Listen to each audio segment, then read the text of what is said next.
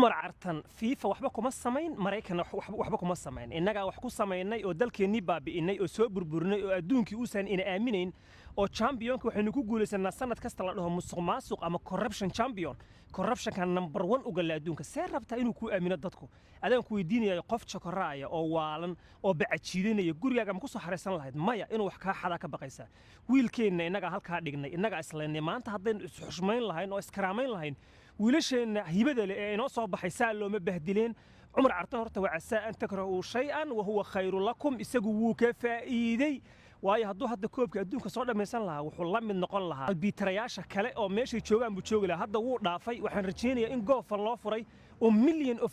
loo aruurin doono Chinese-ka ha ka faa'iideysto waa penalty aad iyo aad u weyn عمر عرتن wuu ku soo noqon doonaa Mareykan waxana ogama baahna meel kasta rasuuna gaari doona adduunkii oo dhan baana hadal haya adduunkana intaas haba loo dhintaa laakiin inaga dalkeenii baabi'inay inaga qabiil ina lamida ku niri 0.5 baatihiin nagama guursan kartaa nolol inaga bas faquuqayna ta adduunkuna inuu nafaquuqo annaga samaysanay champion musuqmaasuquna wuu sii socon doonaa reexamar oo ninka biriha loo kala xidho wadooyinka loo xidho haday dawladdu xidhwoodo idinku xidha u kala kiciya nin xuno tuuga oo idin xadaya oo sanad kasta been idin sheegay oo idinku leh 4 sano haddii aan dhamaysto wallahi baan soo noqonayn maxaan soo raadinaya oo ilaa hadda idin sii haysta oo xabad saa idinku urgufayaba waa loo xidhaa wadooyinka ilmaha ha loo kala kiciyo waa wiilkeeni waa wiil yaro aynu dhalay